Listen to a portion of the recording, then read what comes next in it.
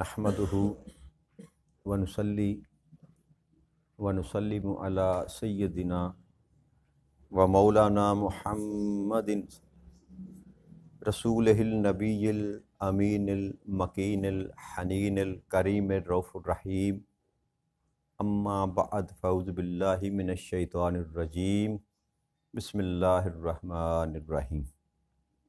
واجب الاحترام ساتھیو، اللہ تعالیٰ کا بے پناہ لطف و کرم اور اس کا احسان عظیم ہے کہ جس کی توفیق سے ہم اس کے ذکر کے لیے اس کے گھر میں جمع ہیں۔ آج ہم اللہ کی توفیق سے 11 نمبر سورہ مبارکہ ہے، سورہ الیونس، اس سے اپنے سبق کا آغاز کریں گے۔ یہ سورہ مبارکہ جو ہے یہ مکی ہے اور 109 آیات پر یہ مبنی ہے۔ اس سورہ مبارکہ میں رب کریم نے حضرت یونس علیہ السلام کا ذکر مبارک کیا۔ اس نسبت سے اس سورت کو سورہ یونس کہا جاتا ہے۔ اس کا آغاز اللہ کریم نے حروف مقطعات سے کیا۔ رب کریم نے ارشاد فرمایا الف لام را تلک آیات الکتاب الحکیم، کہ یہ حکمت والی کتاب کی آیات ہیں۔ اللہ کریم نے قرآن کریم کو کئی ناموں سے معمور کیا۔ کتاب مبین بھی کہا، فرقان الحمید بھی کہا، کئی نام ہیں قرآن کریم کے، اور اس کو ہدایت کے لیے بھی ٹائٹل دیا۔ یہاں اللہ کریم نے اس کو حکمت کے ساتھ جوڑا کہ اس کے اندر جو آیات ہیں وہ حکمت سے معمور ہیں۔ حکمت کا معنی یہ ہے کہ اس میں کئی ایسے اسرار و رموز چھپے ہوئے ہیں جو ہر انسانی عقل جس کا احاطہ نہیں کر سکتی۔ یعنی کہ جو بات رب کریم کر رہا ہے اور جو تاجدار کائنات صلی اللہ علیہ وآلہ وسلم بیان فرما رہے ہیں وہ ہر انسان کی عقل میں آنے والی، قرآن کریم کو سمجھنے کے لیے بھی ایک فہم چاہیے، ایک ادراک چاہیے۔ جو ہم نے گفتگو کی نا پچھلی شاید یا اس سے پچھلی نشست میں تفقہ فی الدین کی ہم نے بات کی۔ بے شک اللہ کریم یہ فرماتا ہے کہ میں نے قرآن کو آسان بنایا، قرآن کو، اور تاجدار کائنات صلی اللہ علیہ وسلم نے یہ بھی کہا کہ دین جو ہے اس کو آسان بنایا گیا۔ یہ اس میں کوئی شک والی بات نہیں، مگر اسے ہم ایک مغالطہ کھا جاتے ہیں، ہمیں ایک غلطی لگ جاتی ہے کہ کیا قرآن کریم کے احکامات جو ہیں ان کو سمجھنے کے لیے بھی اتنا ہی آسان ہے جتنا ہم سمجھ رہے ہیں۔ اللہ کے احکامات کو سمجھنا، ان میں سے چھپی ہوئی جو حکمتیں ہیں جس کا اللہ کریم ذکر کر رہا ہے کہ میری آیات میں حکمت ہے، کیا ان حکمت کو جاننا کیا عامۃ المسلمین کے لیے اتنا ہی آسان ہے جتنا ہم سمجھتے ہیں؟ تو اس کا جواب ہے نہیں۔ اگر اتنا ہی آسان ہوتا تو جب بھی کوئی حکم آتا نبی اکرم صلی اللہ علیہ وسلم فرماتے تو صحابہ اکرام سوال نہ کرتے، آپ سے پوچھتے نہ کہ اللہ کے حبیب اس کا مطلب کیا ہے، اس کا معنی کیا ہے۔ تو جب صحابہ اکرام جیسے جید لوگ جو نبی اکرم صلی اللہ علیہ وسلم کے ڈائریکٹ شاگرد تھے، آپ کے پاس بیٹھ کر تعلیم حاصل کرتے تھے، جب وہ سوال کرتے ہیں کہ اللہ کے حبیب اس کا مطلب کیا ہے، تو سمجھ یہ بات آئی کہ اللہ جو بات کرنا چاہتا ہے اس میں وہ بات کیا ہے۔ عربی جو زبان تھی وہ صحابہ کرام کی زبان عربی تھی، اور وہ عربی زبان کو سمجھتے تھے، اس کی لغت کو بھی سمجھتے تھے، اس کے معنی کو بھی سمجھتے تھے۔ وہ نہ لغت کی بات کرتے تھے نہ معنی کی بات کرتے تھے، وہ اس حکمت کی بات کرتے تھے جس کو اللہ کریم ارشاد فرما رہا ہے کہ اس میں حکمتیں ہیں، اس میں حکمتیں ہیں۔ تو انہی حکمتوں کو تاجدار کائنات صلی اللہ علیہ وآلہ وسلم نے احادیث کی روشنی میں بیان فرمایا۔ ایک ایک حکم پر نبی اکرم صلی اللہ علیہ وسلم کی کئی حدیثیں مبارکہ ہیں، لہٰذا اس کو اس پیرائے میں نہیں لینا چاہیے۔ قرآن پڑھنے میں آسان ضرور ہے، آپ چھوٹے سے بچے کو شروع کراتے ہیں 2-3 سال کا تو وہ بھی پڑھنا شروع کر دیتا ہے، اور ایسے بھی لوگ ہیں، بچے ہیں جو 6 سال کی عمر میں حفظ بھی کر لیتے ہیں۔ یہ اس کا معجزہ ہے، اور یہ اللہ کے اس حکم کے مطابق ہے کہ اس کو آسان کیا گیا۔ مگر یہ غلط فہمی ذہن میں سے نکال دیں کہ اس کو کلیتاً سمجھنا، اس کی اسرار و رموز کو جاننا، اس کی حکمتوں کو سمجھنا، یہ آسان کام نہیں ہے۔ اس کے لیے اللہ کریم نے وہ خاص لوگ پیدا کیے جن کو اللہ نے فرمایا کہ ان کو میں نے علم لدنی عطا فرمایا۔ کیا سارے انسانوں کو اللہ کریم نے علم لدنی عطا فرمایا؟ ایسا ہرگز نہیں ہے، ایسا ہرگز نہیں ہے۔ لہٰذا یہ غلط فہمی نہیں پالنی چاہیے، اور یہی خرابی ہے ہمارے اندر جو آج کل دارائی ہے نا، کہ ہم سمجھتے ہیں کہ 1-2 آیات کا ترجمہ سیکھ لیا یا 2-4 احادیث مبارکہ پڑھ لی تو بس اب میں مفتی ہو گیا، مجھے کسی اور کی ضرورت نہیں ہے۔ ایسی بات نہیں ہے۔ قرآن کریم ہو یا احادیث مبارکہ میں سے حکم اخذ کرنا جو ہے وہ اتنا آسان کام نہیں ہے۔ یہ ایک سائنس ہے، یہ ایک پورا فن ہے، یاد رکھیے گا۔ لہٰذا یہ بزیچہ اطفال ہمیں اسے نہیں بنانا چاہیے۔ ہم جیسے جو لوگ ہیں نا، وہ صرف قرآن پڑھ کے آپ کو سنا سکتے ہیں، ترجمہ سنا سکتے ہیں، اس کی تفسیر بیان کر سکتے ہیں، حکم نکالنا ہمارا کام نہیں ہے۔ اس کے لیے اللہ کریم نے علیحدہ سے لوگ پیدا کیے ہوئے ہیں، اور جنہوں نے کام کیا، صدیوں پہلے کام کیا، اور قیامت تک کرتے رہیں گے۔ جب بھی کوئی معاملہ آئے گا، کوئی مسئلہ ہوگا، کوئی پریشانی ہوگی، تو ایسے لوگ اللہ کریم ہر صدی میں پیدا کرتا ہے، جن کو ہم مجدد کہتے ہیں، اپنی زبان میں مجدد کہتے ہیں، وہ جو تجدید کرتے ہیں کہ آج کے دور میں اس حکم کا کیا معنی ہوگا۔ وہی قرآن ہے نا جی، قرآن تو نہیں بدلے گا، قرآن کی آیات بھی نہیں بدلیں گی، قرآن کے احکامات بھی نہیں بدلیں گے، لیکن مسائل بدل جائیں گے۔ حالات و واقعات کے ساتھ آپ کو مشکلات اور طرح کی آئیں گی، تو ان مشکلات کا حل قرآن ہی میں سے نکالا جائے گا، مگر نکالنے والا کوئی عام انسان نہیں ہو سکتا۔ وہ خاص لوگ ہوتے ہیں جن کو اللہ کریم خاص علم عطا فرماتا ہے، ان کی رسائی ہوتی ہے ان حکمتوں تک۔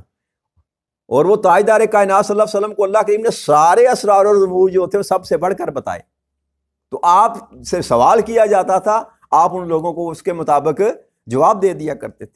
تو لہٰذا میرے ذہن میں یہ بات ہے، کیونکہ ہماری عادت بن چکی ہے ہم لوگوں کی کہ ہم ایک حدیث کو پکڑتے ہیں، کہتے ہیں کہ بس کلیاتاً یہی معاملہ ہے۔ ایسا کوئی معاملہ نہیں ہے، یاد رکھیں۔ ابھی کوئی بھی کتاب، اب بخاری شریف کی بات کی جائے نا، اگر بخاری شریف کی، امام بخاری رحمۃ اللہ علیہ نے جو بھی احادیث مبارکہ نقل کی اپنی کتاب میں، وہ 4000 سے کم ہیں، 4000 سے ان کی تعداد کم ہے۔ اور امام بخاری رحمۃ اللہ علیہ خود فرماتے ہیں کہ 1,00,000 حدیث مجھے زبانی یاد تھی۔ اب وہ جو باقی 96,000 حدیث مبارکہ تھی وہ کدھر گئیں؟ اگر فقط بخاری کو ہی معیار بنا لیا جائے کہ بخاری میں جو کچھ ہے بس وہی ہے، باقی اور کچھ نہیں، تو وہ 1,00,000 حدیث تو امام بخاری کو یاد تھی۔ پھر امام نسائی ہیں، امام مسلم ہیں، کتنے ائمہ اکرام ہیں، لاکھوں کی تعداد میں لوگوں کو حدیث مبارکہ زبانی یاد تھیں، اور دوسری کتابوں میں اس کو نقل کیا گیا۔ تو امام بخاری جو حدیث بیان کرتے ہیں وہ اپنے عقیدے کے مطابق بیان کرتے ہیں۔ امام بخاری کا ایک عقیدہ تھا، وہ جو بھی حدیث مبارکہ لے کر آتی ہیں نا، وہ اپنے عقیدے کے مطابق جو ان کو پسند ہوتی ہے، جو ان کے معیار پہ پوری اترتی ہے، اس کو نقل کرتے ہیں امام بخاری شریف میں۔ اس کا ہرگز مطلب یہ نہیں ہے۔ مگر جب ہمارے بزرگ اکابر جو حکم نکالتے تھے نا، جب کسی میں مسئلے کا معنی نکالتے تھے، تو وہ ایک حدیث پر ہی نہیں ٹھہر جاتے تھے کہ بس ایک حدیث مل گئی سے اس حکم صادر کر لیا جائے، نہ، وہ اس معاملے میں جتنی حدیث مبارکہ ممکنہ حد تک ان کو مل سکتی تھی ان کو اکٹھا کرتے تھے، پھر ان کو پڑھتے تھے، پھر ان کا موازنہ کرتے تھے، پھر اس میں سے حکم نکالتے تھے۔ اور آج بھی یہی طریقہ ہے، یاد رکھیے گا۔ ایسا نہیں ہو سکتا، وہ کیا کہتے ہیں، پا نہ پڑی تے بھج وسیتے مڑی، ہمارا وہ حساب ہو چکا ہے۔ آج سوشل میڈیا کا دور ہے نا، تو ہر بندہ ہی مفتی بننا چاہتا ہے۔ یہ دین میں خرابی پیدا کرنے کا باعث بن رہا ہے، لوگوں کا ایمان خراب ہو رہا ہے، لوگوں کا عقیدہ خراب ہو رہا ہے، لوگوں کا ایمان متزلزل ہو، لوگوں کو سمجھ نہیں آ رہی کہ یار یہ معاملہ کیا ہے، اور متنفر کیا جا رہا ہے ان لوگوں سے جنہوں نے صدیاں جو تھی محنت کی، اپنی ساری زندگی 70 80 سال کی زندگی جو ہے فقط دین کی خدمت کے لیے صرف کی۔ ان کا مذاق اڑایا جا رہا ہے۔ تو لہٰذا یہ بات قدرتی میرے ذہن میں، چلو معاملات بھی ہمارے ایسے کچھ میرے ذہن میں، تو یہ حکمت کی بات کی تو میں نے کہا چلو اس پہ تھوڑی سی گفتگو کر لیں کہ قرآن کریم کو پڑھنا آسان ہے، اس کو یاد کرنا آسان ہے، مگر اس کی حکمتوں کو جاننا اتنا آسان نہیں ہے کہ میرے جیسے ناقص العقل جو لوگ ہیں ان کو بھی یہ سارا کچھ ہی سمجھ آ جائے، یہ ممکنات میں سے نہیں ہے۔ ہمیں ساری زندگی کسی کا مرہون رہنا پڑے گا، مرہون منت رہنا پڑے گا۔ کن لوگوں کا؟ جن کو اللہ کریم نے علم عطا کیا۔ اللہ کہتا ہے نا اگر تمہیں کچھ سمجھ نہ آئے تو فاسألوا اہل الذکر، اہل ذکر سے جا کر پوچھ لو۔ وہ کون ہے اہل ذکر؟ جن کا اللہ کریم ذکر کر رہا ہے۔ کیوں کہہ رہا ہے رب کریم کہ اگر تمہیں سمجھ نہ آئے تو کسی ذکر والے سے پوچھ لو، وہ جن کو اللہ کریم نے خاص تحفہ دے کر دنیا میں پیدا کیا ہوتا ہے۔ تو لہٰذا یہ مغالطہ ذہن میں سے نکال دیں اور یہ عادت بھی نہ بنائیں۔ پوچھ لینے میں کوئی شرم اور عار نہیں ہے۔ اگر کوئی مسئلہ ہے تو اس سے پوچھیں جو اس کا اہل ہے، نااہل سے نہیں پوچھا جا سکتا۔ امام جس کو ہم کہتے ہیں نا، یہ امام جس میں یہ پیش امام ہے، یاد رکھیے گا، یہ بھی مغالطہ ہم کھا جاتے ہیں۔ ہم سمجھتے ہیں جس کے پیچھے ہم نماز پڑھتے ہیں یہ امام، اور یہ پیش امام لفظ ہے ان کے لیے۔ امام وہی ہیں جنہوں نے دین کی خدمت کی، جنہوں نے کتابیں مرتب کی، فقہ مرتب کی، وہ ائمہ وہ ہیں، یہ ائمہ اکرام نہیں ہیں۔ یہ بس غلط العام ہو چکا ہے ہم، اور یہ بیچارے جو ہوتے ہیں نا ہمارے جو نمازیں پڑھانے والے ہیں، ان کو بس اتنا ہی پتہ ہوتا ہے، نماز کے کچھ مسائل جو ان کو زبانی یاد ہیں وہی یاد ہوتے ہیں، اس کے علاوہ وہ دین کو نہیں سمجھتے۔ اللہ ماشاءاللہ جو محنت کرے، کو پڑھے، کسی استاد کے ساتھ بیٹھے، یہ نہیں میں کہہ رہا کہ وہ سیکھ نہیں سکتے، مگر جو ہمارے عام جو رواج یہ ہے کہ جو امام مسجد ہوتا ہے نا، اس کو بس تھوڑے بہت مسائل کا پتہ ہوتا ہے، وہ دقیق قسم کے مسائل پر آپ کو رائے نہیں دے سکتا، اور نہ ہی ان کی رائے جو ہے وہ مقدم ہوگی۔ دین کے معاملے میں، حکم کے معاملے میں جو رائے ہوگی مقدم اس شخص کے ہوگی جس کے پاس کچھ سند ہے، جو دین کو سمجھتا ہے، جو تفقہ دین کے اس مقام پر پورا اترتا ہے جو رب نے کرائٹیریا کیا۔ تو لہٰذا یہ ہر بندے کے پاس جا کر اپنے مسائل کا حل ڈھونڈنے کی کوشش نہ کریں، پہلے بندہ تلاش کریں۔ آپ نے کان کا علاج کرانا ہے نا، 70 ڈاکٹر آپ ڈھونڈتے ہیں، اچھا ڈاکٹر میں دیکھوں، اسپیشلسٹ دیکھوں، جو امریکہ سے پڑھ کے آیا ہو، میں اس سے جا کر اپنا کان کا علاج کراؤں، ناک کا علاج کراؤں، دانت کا علاج۔ ایسے ہی کرتے ہیں کہ نہیں کرتے؟ تو دین کے معاملے میں کہتے ہیں بس امام مسجد سے جا کر پوچھ لیں اس کا معنی کیا ہے، تو پھر وہ آپ کو اپنے دین کا اپنا بیڑا غرق آپ نے خود ہی کرنا ہے نا جی۔ تو لہٰذا دین کے معاملے میں بھی اگر کوئی پریشانی لاحق ہے، کہیں کوئی مسئلہ درپیش ہے، آپ کو کوئی بات سمجھ نہیں آ رہی، تو اس کا اسپیشلسٹ ڈھونڈیں، ماہر ڈھونڈیں۔ اس کا کون ہے ایسا جو دین کو سمجھتا ہے، جس کے پاس دین کا علم ہے، ایسے شخص کو تلاش کر کے اس کے جا کے اپنا مسئلہ رکھیں گے، تو پھر وہ اللہ اور اللہ کے رسول کے احکامات کے مطابق آپ کی وہ کنفیوژن دور کر دے۔ تو لہٰذا اس طرز عمل کو چھوڑ دیں۔ یہ نیٹ سے ایسے کر کے تلاش کیا اور وہ ایک دو آپ کو مل گئی حدیث، آپ نے کہا جی میرا مسئلہ حل ہو گیا، ایسے مسائل حل نہیں ہوتے۔ لہٰذا یہ عادت ترک کر دیں، اور نہ اس عادت کو اپنانے کی کوشش کریں اپنے مسائل حل کرنے، دینی مسائل حل کرنے کے لیے۔ دین کا کوئی معاملہ ہو تو اس میں انسان کو فکر کرنی چاہیے۔ اگر کسی غلط آدمی کے آپ ہاتھ میں آ گئے اور اس نے اپنا عقیدہ آپ میں ٹھونس دیا تو آپ کا بیڑا غرق ہو گیا۔ جس کو پتہ ہی نہیں، دین کا پتہ ہی نہیں، دین کیا ہے، اللہ کے احکامات کیا ہیں، قرآن کہہ کیا رہا ہے، نبی اکرم صلی اللہ علیہ وسلم کی جو حدیث مبارک لے کر آپ کسی کے پاس گئے، اس کا معرف کیا ہے، اس کے معنی کیا ہے، اس میں حکمتیں کیا ہیں، وہ کب کہی گئی، وہ کس لیے کہی گئی، وجہ کیا تھی، لے کے سوال آنے والا کون تھا، اس کا مسئلہ کیا تھا، تاجدار کائنات صلی اللہ علیہ وسلم نے ارشاد کیوں فرمایا، یہ سارے سوالوں کا جواب تلاش کیا جائے گا اس حدیث میں سے۔ فقط اس کے متن کو نہیں دیکھا جاتا، اس کے سیاق و سباق کو دیکھا جاتا ہے، ماحول کیسا تھا، وہ شخص جو آیا اس کا مسئلہ کیا تھا، اس نے یہ سوال کیوں کیا، تاجدار کائنات صلی اللہ علیہ وسلم نے جواب کیوں دیا، کس پیرائے میں دیا۔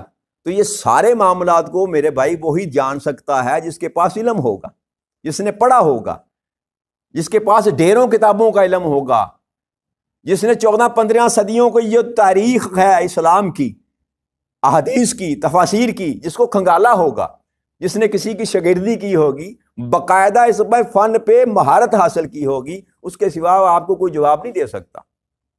چھوٹے چھوٹے مسائل تو آپ جس سے مرضی پوچھ لیں، وضو کے مسائل ہیں، نماز کے مسائل ہیں، آپ کو اجازت ہے جس سے امام صاحب سے پوچھ لیں، مگر دین کے معاملے میں دین کو اتنا لائٹ نہ لیں، مذاق نہ بنائیں دین مصطفیٰ صلی اللہ علیہ وسلم کو، اور نہ یہ مذاق ہے۔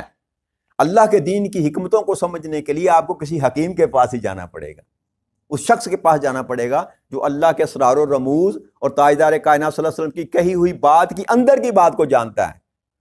تفقہ فی الدین کی جو بات ہم کرتے ہیں، تفقہ کہتے بھی اسی کو ہیں، تحقیق کرنا، جستجو کرنا، بات کے اندر جو چھپی ہوئی بات ہے نا اس کو نکالنا، اس کو تفقہ فی الدین کہتے ہیں۔